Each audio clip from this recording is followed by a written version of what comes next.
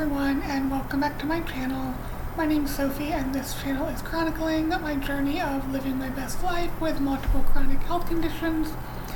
Today I just want to give an update as to how I am doing health-wise since moving into the condo. I apologize, it's been a week since I posted.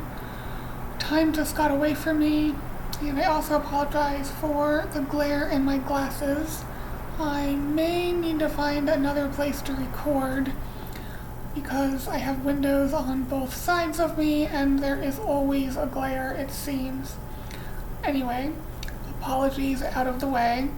Some things are definitely better since moving. I am not short of breath nearly as often, and there's no stairs. So that was a big impetus for moving. That was my main reason.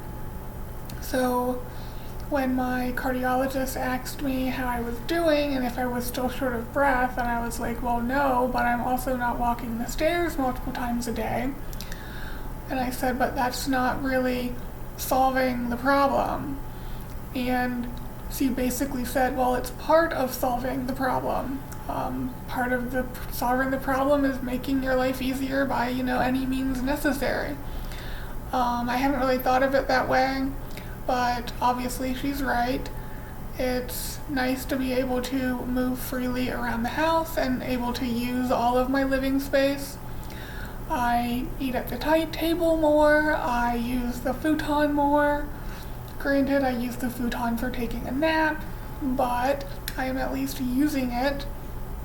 So that's been really nice, just to be able to actually use the furniture that I have in my house and not look at it as I passed to go to the kitchen, which is all I did when it was in the other house because it was on the first floor.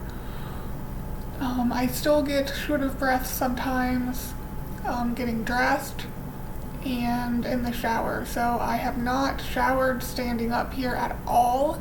I do not have grab bars in this shower, and there's no easy way to install them. They were installed into the studs in my own home, so if I were to fall, I could grab them and, they would hold me.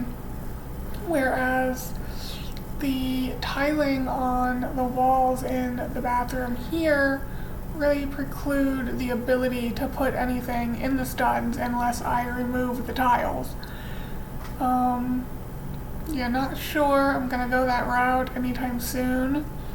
I'll just have to see what the future holds. And I looked into getting one of the bars that you can put on the side of the tub, but that was more for just balance, not for if you were falling. Now, I will note I have never really needed the grab bars that I had in my old home. I never needed them to catch me from a fall. I did use them for balance at times, but that is solved by showering sitting down in my shower chair, and that is what I've been doing. And it's been working, so that's also nice. So this weekend, if you're in the United States, as you know, it is the 4th of July. The parade from where I live is literally at the corner, so I may go out and watch that. I did get a rollator. I don't know if I mentioned that in the last video, so I will be able to move around town more freely since everything is walkable in theory. But I would definitely need to go slow and possibly sit down when I'm walking back uphill, and there's not benches or anything, so the rollator will allow me to do that.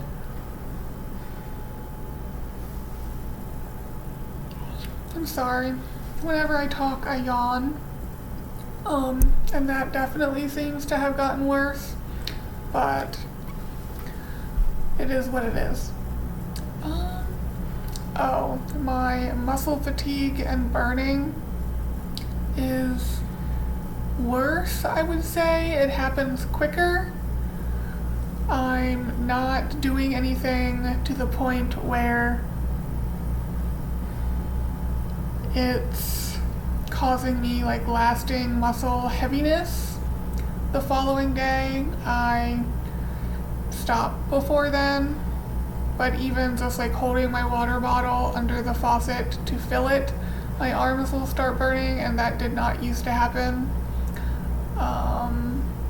But I'm still hoping, even though I don't think it's the case, that it's just sort of still recovering from the move. And I say I don't think that's the case because it's been a couple weeks, 3 weeks, since I finished unpacking.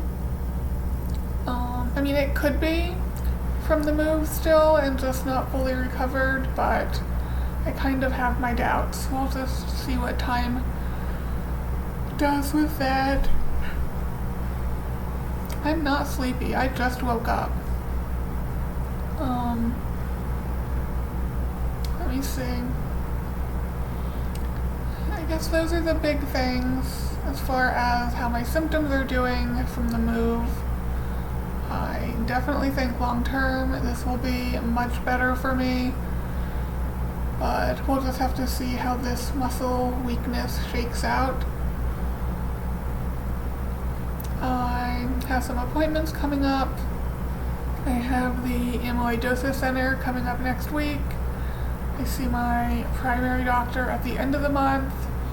And then I did get an update on the geneticist. She is currently out of the country, so I will not be hearing anything about looking into any possible mitochondrial issues for a couple weeks at least. I think that's all that's sort of on the horizon as far as medical stuff goes. It's sort of the status quo, and we'll see what the amyloidosis center says. Again, I don't really have a strong feeling one way or another. It was just sort of, well, my kappa lambda ratio is increasing, amyloidosis can cause heart failure, let's see what happens. So we'll see what happens. I think that's going to be it for this one. I hope you guys are having a good day whenever it is you're seeing this, and I will see you in the next one. Bye, guys.